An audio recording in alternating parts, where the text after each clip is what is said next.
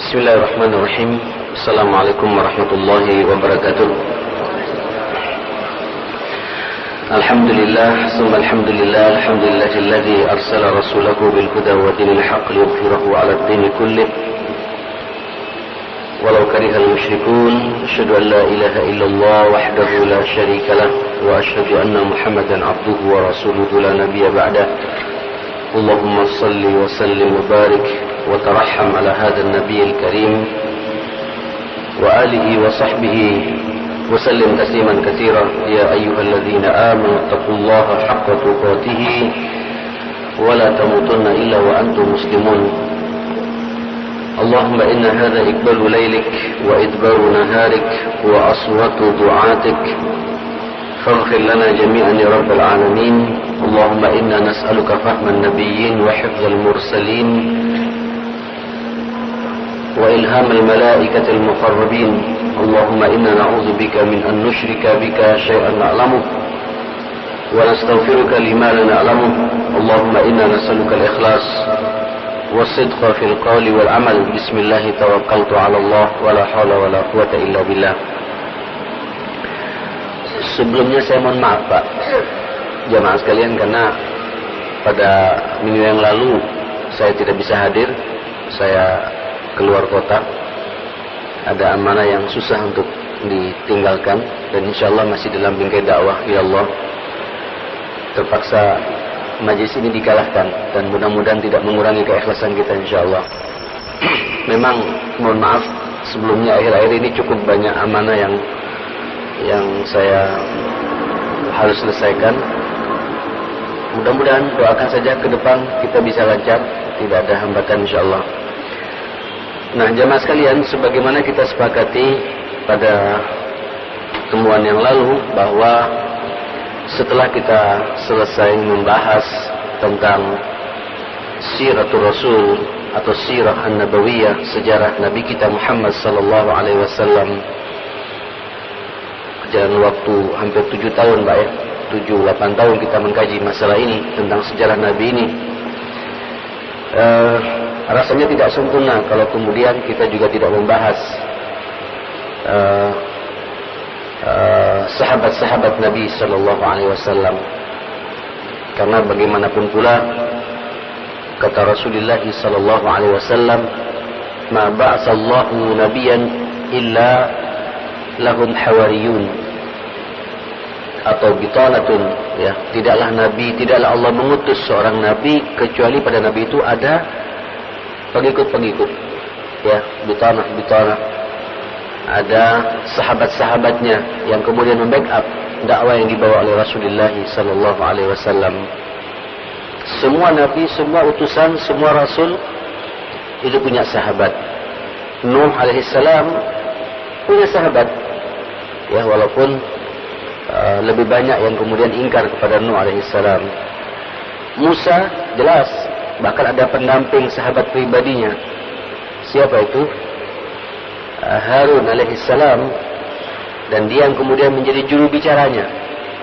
Ada nabi tak tidak bisa komunikatif, ya, itulah Musa. Tapi secara fisik jangan ditanya, ya. Makanya ada sampai kata-kata putri Nabi Allah Syuaib, inna ya abat istajir inna khairan man istajarta al-qawi al-amin. Memang Musa ini dikenal seorang yang qawi, kuat. Begitu kuatnya nempelin orang langsung mati gitu. Itu Musa. Tapi suruh komunikasi, dalam banyak riwayat dikatakan Musa ini agak gagap. Tapi tidak seperti Ajis gagap Pak ya. Nah, ada itu sekarang lawak yang namanya Ajis gagap. Enggak ada itu. Gagapnya Musa memang gagap, memang dari Allah Subhanahu wa taala, tidak dibuat-buat. Kemudian pendamping dia, sahabat dia adalah Harun alaihissalam dan banyak sahabat-sahabat yang lain. Ibrahim, masya Allah, ya, sampai putra-putranya juga menjadi pendukung beliau, dan banyak pula umat yang didakwai oleh Nabi Allah Ibrahim alaihissalam. Kalau Isa, Al-Quran pun juga mengatakan, wa idh qala Isa ibn Maryam lil hawariyina man ansari ila Allah, qala al-hawariyuna nahnu ansarullah. Jadi sahabatnya namanya Hawariyun, hawari-hawari yang siap membackup dakwanya Nabi Allah Isa alaihissalam. Begitu pula kepada baginda kita Rasulullah sallallahu alaihi wasallam, ya. Allah pun juga mengutus, ya, di tengah-tengah Nabi kita Muhammad sallallahu alaihi wasallam sahabat-sahabat yang udul, ya, sahabat-sahabat yang kemudian membackup dakwahnya Rasulullah sallallahu alaihi wasallam. Bahkan Allah Subhanahu wa taala memuji mereka. Diabadikan dalam Al-Qur'anul Karim. Apa bahasa Al-Quran? A'udzu billahi minasyaitonir rajim. Kuntum khaira ummatin. Kuntum khaira ummatin ukhrijat lin-nas. Jelas, ta'muruna bil ma'ruf wa tanhauna 'anil munkar wa tu'minuna billah.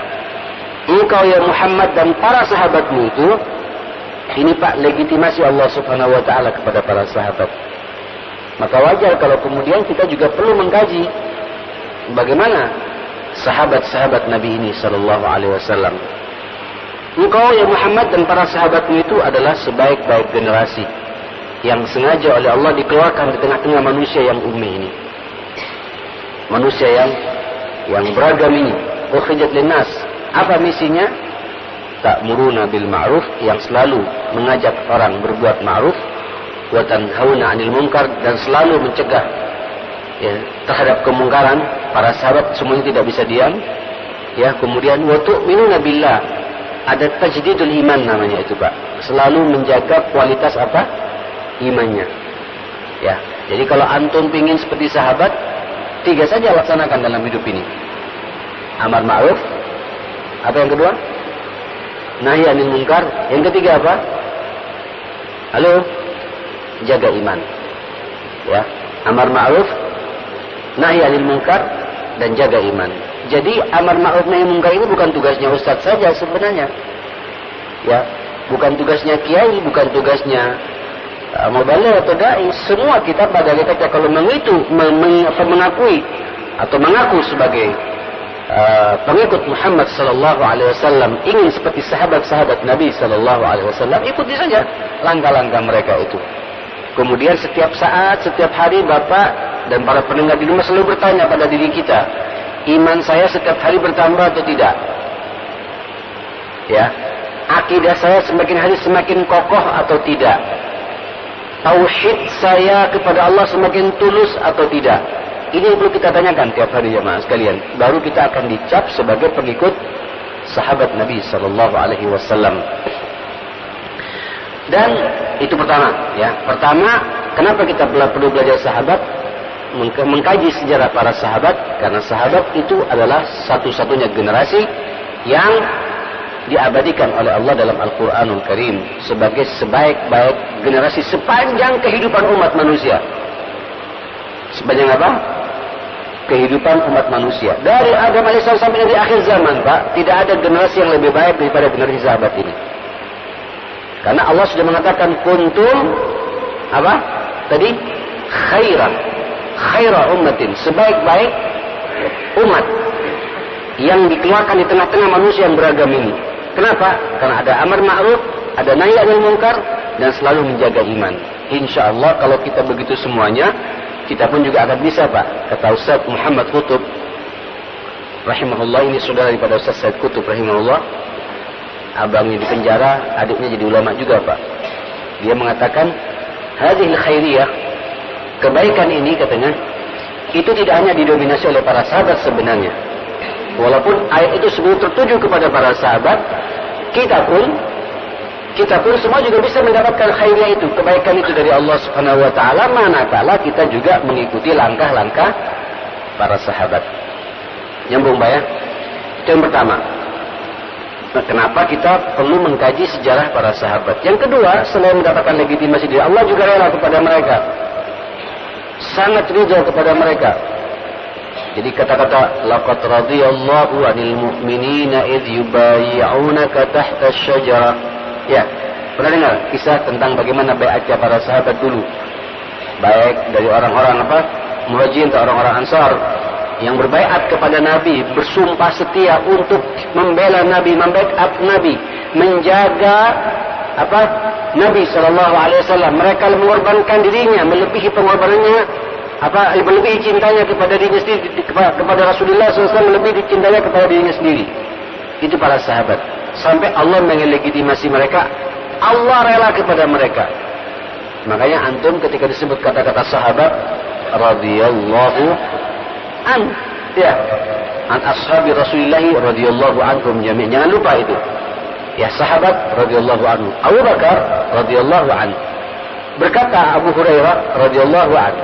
Berkata Umar bin Khattab radhiyallahu anhu. Kenapa? Memang ada perintahnya dari Allah untuk mengucapkan kalimat apa? Radhiyallahu. Kenapa? Allah rela. Berarti sesuatu yang diridhai oleh Allah sudah jelas. Al-Quran berbicara, ini pasti ada sesuatu yang unik yang harus kita pelajari, ma'asyar muslimin. Kemudian itu yang kedua. Yang ketiga, kenapa kita perlu belajar sahabat ini, jamaah sekalian? Karena tanpa sahabat mustahil Islam ini akan tegak. Ya, tanpa sahabat mustahil agama ini akan bisa berjalan. Tanpa sahabat mustahil Islam ini akan bisa kita dapatkan, kita fahami sejelas mungkin. Susah, Pak. Contoh, bicara salat sajalah. Ya, saya ini sebelum masuk pada pribadi begitu, biar kita punya gambaran, Pak, pentingnya belajar sahabat ini. Salat. Bagaimana caranya sampai bisa salat? Kira-kira jamaah sekalian. Andai kata tidak ada sahabat. Nyambung enggak, Pak? Nyambung maksud saya gitu. Bagaimana kita melaksanakan salat? Perintah Allah, aqimus shalah, dan Nabi mengatakan sallu kama ra'aitumuni usalli, sementara antum tidak ada sahabat. Makanya bab salat itu rata-rata itu qaulus sahabat.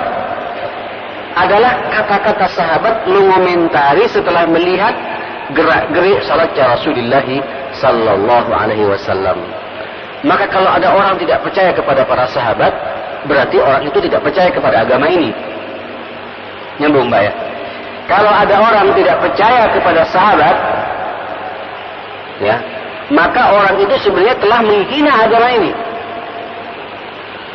menghancurkan agama ini gitu. Gak bisa. Bagaimana cara sujud? Bagaimana rukuknya Rasulullah? Siapa yang berkomentar itu? Para sahabat.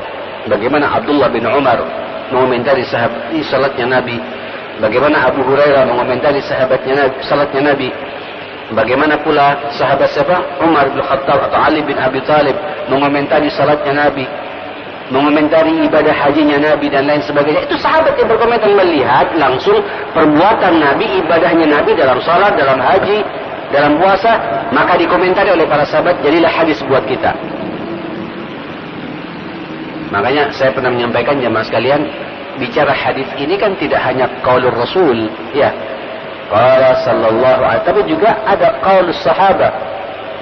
Kana Rasulullah sallallahu alaihi wasallam kada kada wa kada. Adalah Rasulullah sallallahu alaihi wasallam begini begini dan begini. Itu menjadi apa? Kekuatan hadis yang kokoh, Pak. Kenapa? Mengomentari sikapnya Rasulullah sallallahu alaihi wasallam. Ini mohon maaf, Pak, ya, saya bolak-balik begini, memang sudah apa? Tolong dipahami, Pak, ya. Umur masih muda tapi daun boyoknya sudah mulai bermasalah sedikit. Nah, ikhwatal iman rahimakumullah. Allahumma shalli ala Muhammad. Sahabat. Jadi dari situ, Pak, sudah kelihatan sekali betapa sahabat ini sangat penting untuk kemudian kita pelajari siapa mereka ini. Dan itu pula jamaah sekalian yang keempat yang dikatakan Rasulullah sallallahu alaihi wasallam, khairul qurun qarni. Allahu Akbar. Sebaik-baik abad itu adalah abadku ini. Siapa ini? Itu abad ketika Nabi sedang hidup bersama siapa? Bersama para sahabat-sahabat Rasulullah sallallahu alaihi wasallam. Tsummal ladzina yalunahu, kemudian generasi berikutnya, abad berikutnya. Siapa ini? Siapa, Pak? Ini enggak nyambung ini. Siapa setelah sahabat namanya? Tabi'in. Para tabi'in melihat tingkah lakunya, perbuatannya para sahabat, kata-kata para sahabat, mereka menyampaikan ini adalah abad kedua. Setelah itu apa? Tsummal ladzina yalunahum. Setelah itu apa? Setelah itu siapa itu? tabi'it tabi'in. Ini Pak yang dikatakan oleh ulama-ulama kita adalah abad masa ahli sunnah wal jamaah. Ya, masa salafus saleh. Masa siapa? Salafus saleh. Jadi kalau bicara salafus saleh, pertama kali siapa? Sahabat. Yang kedua siapa? Tabi'in. Baru setelah itu tabi'it tabi'in. Setelah itu Pak, baru kita bisa menerima, bisa tidak. Nyambung ya. Saya tidak akan bicara tabi'in dan tabi'it tabi'in. Saya akan bicara sahabat di sini. Kenapa sahabat perlu kita kaji, perlu kita pelajari jemaah sekalian. Allahu Akbar. Ikhwatal iman rahimakumullah. Ya, bagaimana Pak, Ibu dan para pendengar di rumah yang dimuliakan Allah Subhanahu wa taala. Ya, banyak sekali pula ayat-ayat Allah mengangkat sahabat Nabi sallallahu alaihi wasallam. Berarti ada beberapa momen yang kemudian diabadikan oleh Al-Qur'anul Karim, kitab suci kita ini. Contoh kisah yang terjadi antara siapa? Rasulullah dengan siapa? Dengan siapa Pak? Dengan Abu Bakar As-Siddiq ketika dikejar-kejar. Masih ingat di mana itu dalam ketika akan hijrah ke Madinah, kemudian ngumpet di gua apa itu? Ruang apa itu? Halo? Udah lupa Pak ya. Udah 7 tahun yang lalu kita bahas ini. Di gua apa itu? Hah? Ada yang Hiro, ada yang Sur. Ada yang mana nih Pak? Sur. Ya, kalau gua Hiro tempat bersemedinya Nabi, ya. Gua Sur tempat persembunyian Nabi ketika dikejar-kejar oleh kufar Quraisy. Dengan siapa itu? Abu Bakar As-Siddiq. Allahu Akbar. Ketika saya masih ingat juga menyampaikan di sini beberapa tahun yang lalu, ini para orang-orang kufar Quraisy ngelihat ngejar karena bekas telapak onta yang dia naiki berdua ini kelihatan Pak, jejaknya kelihatan, tiba-tiba menghilang nyampe di dekat gua itu. Kemana? Ngelihat jamaah sekalian. Padahal Nabi ada di bawah sini jamaah sekalian. Wallahi kata Abu Bakar, kalau ada semut gigit Pak, atau nyamuk gigit salah seorang di antara mereka kemudian nunduk, kelihatan langsung itu. Kepada siapa? Kepada Abu Bakar dan kepada Rasulullah sallallahu alaihi wasallam. Gemetar Abu Bakar. Nabi tidur istirahat pada waktu itu karena capek di pangkuan Abu Bakar As-Siddiq radhiyallahu anhu. Makanya Pak, saya kadang-kadang juga enggak habis pikir, kok bisa-bisanya ada orang melecehkan Abu Bakar As-Siddiq. Ya, mengatakan dayus hadhil ummah, mengatakan tagut hadhil ummah, mengatakan macam-macam. Ya, sanamai hadhil ummah gitu.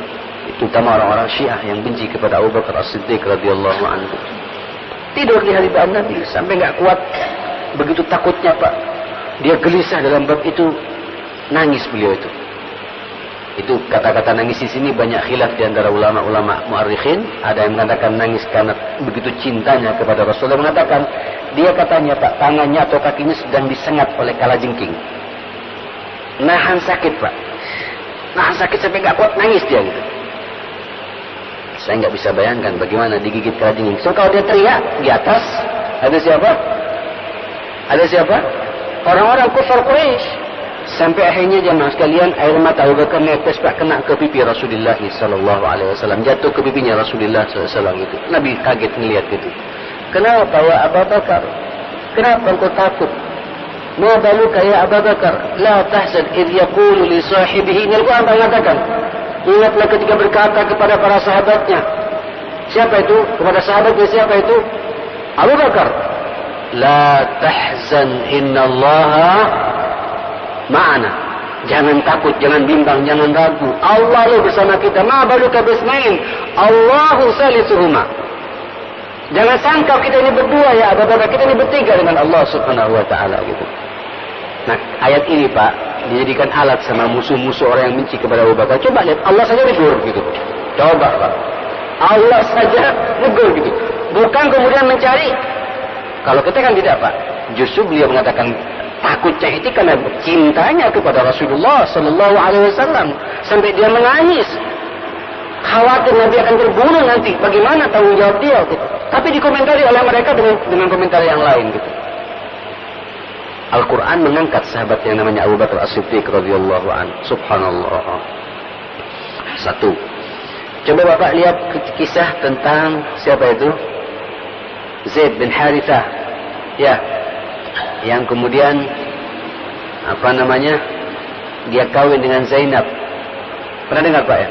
Pada waktu itu Zaid ini bin Harithah dulu begitu akrabnya, begitu Nabi begitu cintanya, sampai dikatakan Zaid bin Muhammad. Sampai dianggap sebagai anak angkatnya, Pak. Padahal Zaid bukan putra Rasulullah sallallahu alaihi wasallam. Allahu Akbar. Ini penting, Pak. Kisah-kisah sahabat seperti ini untuk kemudian kita tunjukkan betapa pentingnya kita mengkaji mereka semua. Dan satu persatu insyaallah kita akan bahas masalah itu. Apa yang terjadi jamaah sekalian? Sampai turun ayat ya kepada Nabi SAW. Maka Muhammadun aba ahadin min rijalikum. Sungguh Muhammad itu bukan ayah salah seorang di antara kalian. Karena Nabi Pak tidak punya anak apa? Anak laki-laki. Aba ahadin min rijalikum. Dari salah seorang laki-laki di antara kalian, bukan ayahnya Muhammad itu. Walakin Rasulullah wa khataman nabiyyin. Tapi Muhammad itu adalah Rasulullah dan penutup para nabi. Ya, ini bukti bahwa Zaid itu bukan putranya siapa? Putranya Rasulullah. Tapi ini adalah anak peliharaan Nabi sallallahu alaihi wasallam. Jangan dikatakan tabanni, anak angkat, tidak boleh dalam Islam jamaah sekalian itu. Allahu Akbar. Termasuk juga ketika nikah dengan Zainab, memang Zaid ini mantan budak yang dimerdekakan sama Nabi, dipelihara sama Nabi sallallahu alaihi wasallam, begitu besar dinikahkan oleh seorang wanita mulia, Pak, Zainab. Masih ada hubungan famili dengan Rasulullah, sepupu Nabi sallallahu alaihi wasallam, binti Jahsh. Allahu Akbar.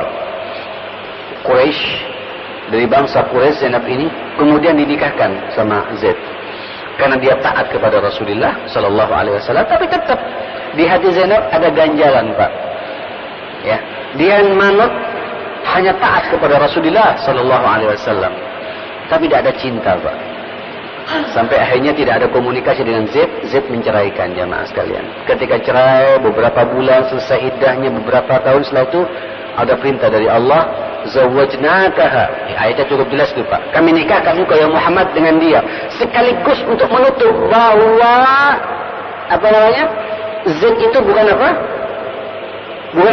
Bukan anaknya Rasulullah, bukan putranya Rasulullah sallallahu alaihi wasallam. Buktinya apa? Istrinya bisa dinikahi sama Nabi sallallahu alaihi wasallam. Ini bukti betapa Al-Quran mengangkat, Pak, tentang pribadi sahabat Nabi sallallahu alaihi wasallam.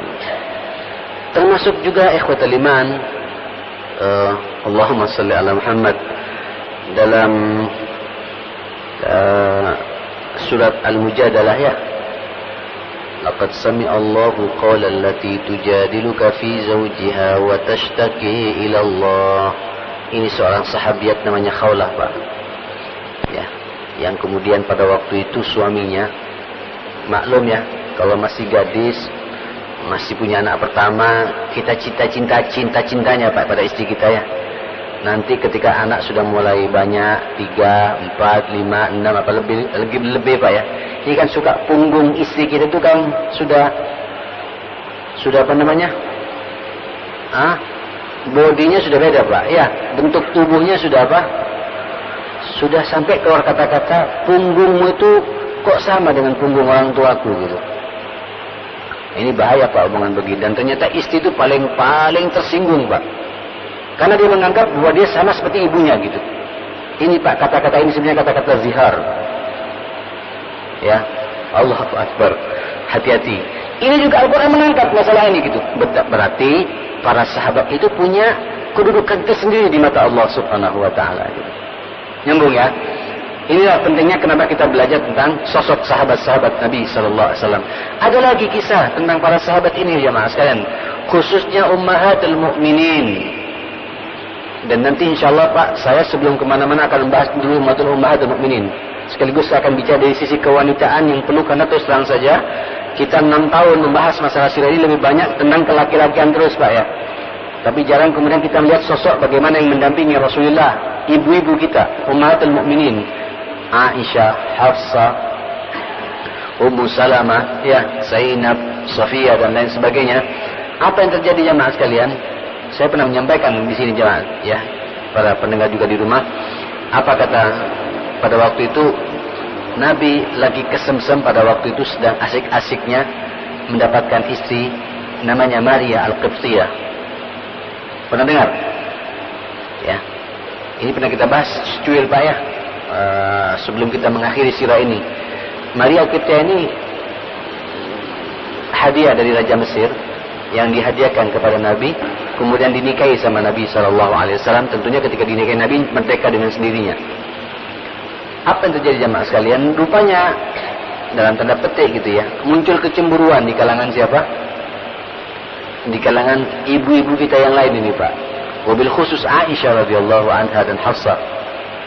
Aisyah putrinya siapa? Putri Abu Bakar. Hafsah putri siapa? Umar ibn Khattab radhiyallahu anhu. Pada waktu itu ingin diprovokasi Nabi dalam tanda petik Pak ya. Ini sebenarnya enggak benar saya bicara begini kepada ibu kita, pada Aisyah. Ingin mencoba untuk supaya Nabi mengalihkan perhatiannya. Rupanya Aisyah, Hafsah dan ibu-ibu yang lain itu sepakat untuk kemudian menjebak Nabi. Biar Nabi tidak terlalu lama di rumahnya Maria. Dikatakan setiap Nabi datang di rumahnya Maria, katakan saja mulutnya bau gitu. Mulutnya bau gitu. Ya begitulah Pak, wanita kalau sudah kemudian cemburunya mendominasi, kadang-kadang ya berbuat hal-hal yang unik-unik. Ya, mohon maaf ibu-ibu ya mendengarkan kajian saya di rumah ini. Ya begitulah yang terjadi. Apa yang terjadi jamaah sekalian? Kemudian datang ke rumahnya Aisyah, "Ya Rasulullah, makan apa kok mulutmu kok bau gitu?" Nabi bingung. "Aku tidak makan apa-apa," kata Nabi. "Aku tadi cuma apa? Minum apa? Minum madu. Minum madu," kata Nabi. Ya sudah. Nabi Pak sampai kumur-kumur gitu melihat. Tak ada yang bau sebenarnya gitu. Datang ke Hafsah, Hafsah juga mendesak Nabi juga, "Ya Rasulullah, bau apa mulutmu ini gitu?" "Loh, aku tadi di rumahnya Maria, aku tidak minum apa, tidak makan apa kecuali aku tadi apa? Minum madu gitu." Istri akhirnya apa Pak? Nabi mengatakan kalau minum madu bau apa ya? Mulut ini jadi apa? Jadi bau. Dan Nabi mengharamkan Pak pada dirinya untuk minum apa? Minum madu. Bisa dibayangkan gitu. Karena apa? Dalam tanda petik provokasi dari siapa? Istri-istri Nabi yang lain di ma'asyil muslimin. Allahu akbar. Radhiyallahu anhunna jami'an ya. Ibu kita semua Aisyah radhiyallahu itu bentuk cinta mereka kepada Rasulullah sallallahu alaihi wasallam itu. Begitu Nabi mengharamkan itu Pak, langsung turun ayat dari Allah Subhanahu wa taala.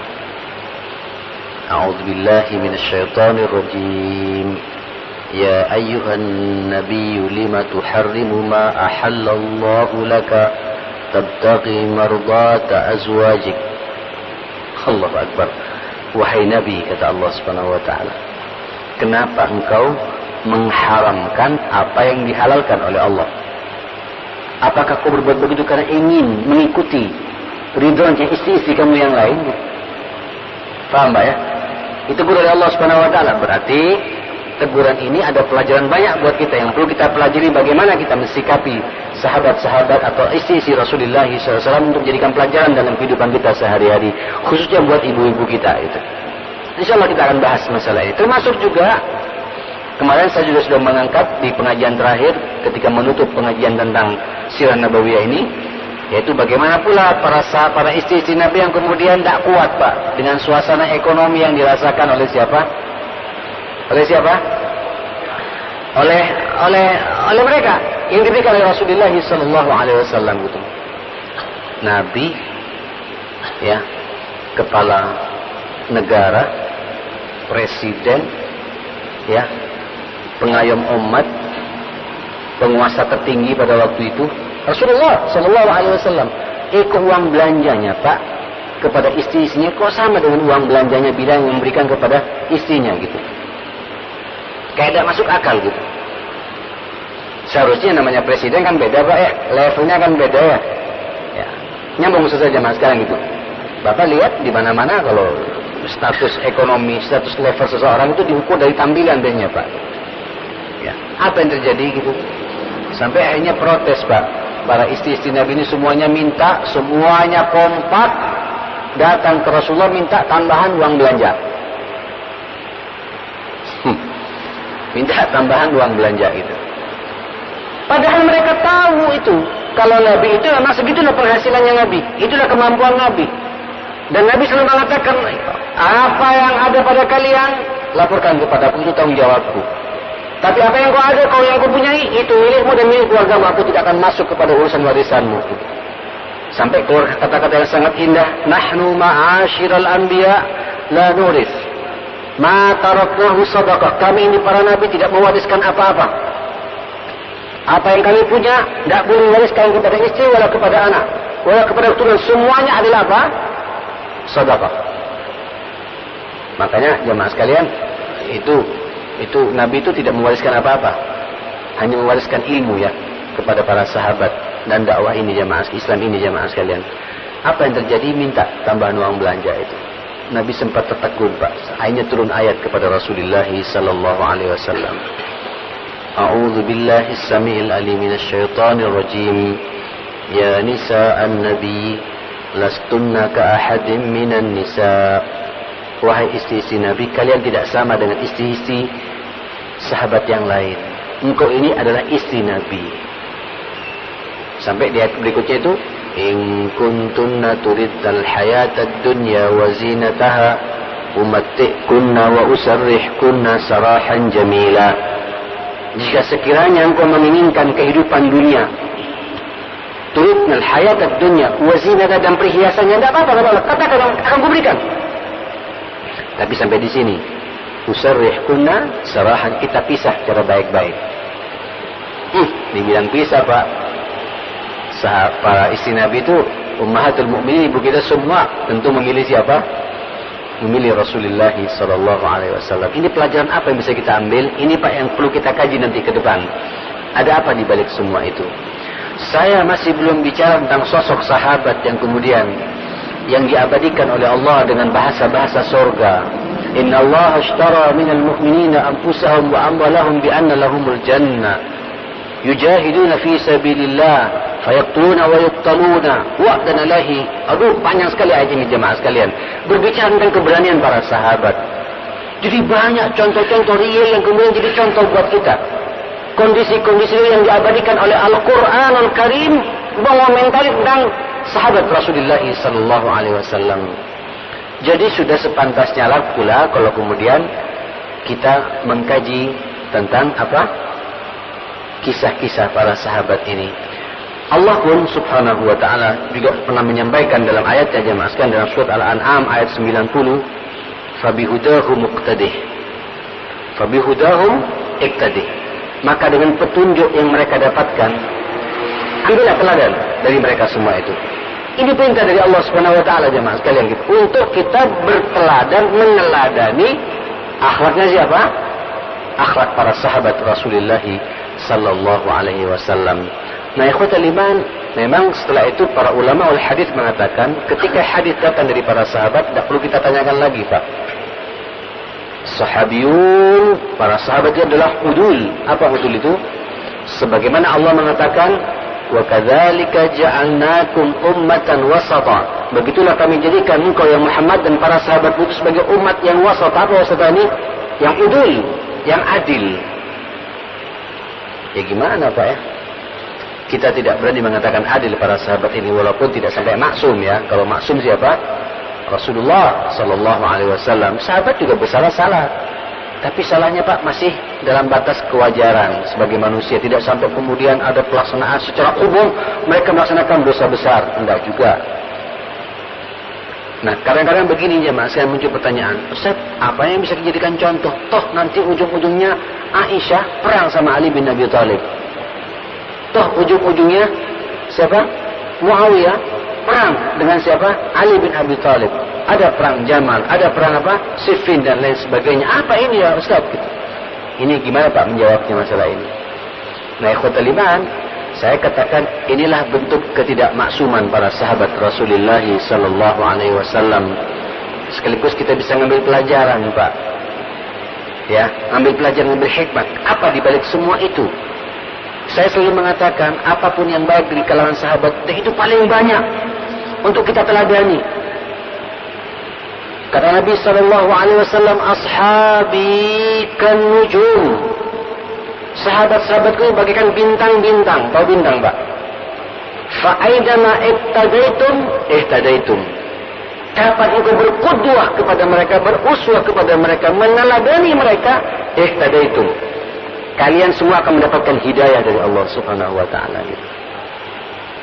Allahu Akbar. Ada pun perang yang terjadi antara Ali dengan Aisyah ini, Pak, istihad yang tidak bisa tidak ketemu. Terkadang juga butuh begitu jamaah sekalian. Memunculkan hal seperti, bukan katakan butuh, memunculkan hal seperti itu. Ini istihad di lapangan yang tidak bisa tidak. Mereka juga beristihad menjalankan perintah Allah Subhanahu wa taala. Wa in ta'ifatani minal mu'minina iqtatalu fa aslihu bainahuma fa in bagat ihdahuma faqatilul lati tabghi hatta tafi'a ila amrillah. Itu jelas sekali, Pak, ayatnya itu ya. Ya, nanti kata Allah, kalau ada dua orang mukmin berseteru, berperang. Wa in ta'ifatani minal mu'minin, ada dua kelompok dari kaum mukminin berperang. Loh, kok bisa berperang? Bisa saja, Pak. Ini istihad duniawi yang tidak bisa tidak, harus butuh eksekusi yang jelas gitu. Terkadang juga solusinya juga perang. Bukan saya mengatakan ini perang itu penting, enggak juga. Kalau berbagai macam diplomasi tidak bisa, diperangi jemaah sekalian. Faqatilul lati tabghi, perangilah orang yang melampaui batas itu. Ali mengatakan Aisyah melampaui batas, Aisyah mengatakan dia melampaui batas. Sama saya Aisyah tidak ketemu, Aisyah tidak ketemu. Kita, Pak, tidak boleh menyalahkan yang mati dalam pasukannya Aisyah masuk neraka, enggak juga. Yang mati dalam pasukannya Ali masuk neraka, enggak juga. Mereka mengikuti imam mereka masing-masing pada waktu itu. Beristihad. Insya Allah istihad kalau berangkat dari ilmu, salah dapat 1 pahala, kalau benar dapat 2 pahala. Itu sikap kita ahli sunnah wal jamaah seperti itu, mensikapi tentang profil kedudukan para sahabat-sahabat Rasulullah sallallahu alaihi wasallam. Apalagi dengan Muawiyah nanti, Pak. Yang Muawiyah bersikukuh, kita harus perangi orang yang membunuh Utsman itu. Ini lebih dahsyat lagi, Pak. Ya, balik-balik, Pak, ini masalah apa? Kekuasaan. Betapa berarti kalau kita melihat kekuasaan itu harus kita rebut memang. Jangan sampai dipegang sama orang-orang yang tidak punya wibawa. Tentunya kita sudah banyak pelajaran, Pak. Bagaimana dulu perseteruan para sahabat. Apa yang baik kita ambil, yang salah jadikan pelajaran untuk tidak mengulangi lagi. Kejadian di kalangan para sahabat jangan terjadi pada kita saat ini gitu. Akhirnya ternyata, Pak, di situ ada pula para sahabat yang abstain, ya, apa namanya abstain, Pak, yang tidak kesana tidak kesini, dia tidak mau ikut-ikut. Tapi sebenarnya orang ini tidak punya sikap. Tidak punya sikap. Ridwanullahi alaihim jami'a. Ini sudah ada bulan lagi nih, Pak. Rupanya sudah berhenti saya ini ya. Baik, ini hanya mukadimah dulu jamaah sekalian.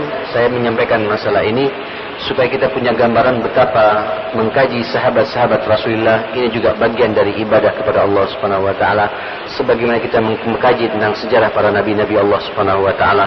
Mudah-mudahan Allah Subhanahu wa taala panjangkan umur kita, Pak, ya, semuanya kita bisa meneladani akhlak para sahabat-sahabat Nabi sallallahu alaihi wasallam karena kecintaan kita kepada Rasulullah sallallahu alaihi wasallam, sekaligus karena kita melaksanakan perintah Nabi sallallahu alaihi wasallam. Kapan engkau berkhutbah dengan para sahabat, insyaallah engkau akan mendapatkan hidayah dari Allah Subhanahu wa taala. Rabbana atina fid dunya hasanah wa fil akhirati hasanah wa qina adzabannar. Rabbana ighfir lana wa tub 'alaina innaka antat tawwabur rahim. Wa sallallahu ala sayidina Muhammadin wa alihi wa sahbihi wasallam. Walhamdulillahi rabbil alamin wal afu minkum. Subhanakallahumma wa bihamdik asyhadu an la ilaha illa anta astaghfiruka wa atubu ilaik. Assalamualaikum warahmatullahi wabarakatuh.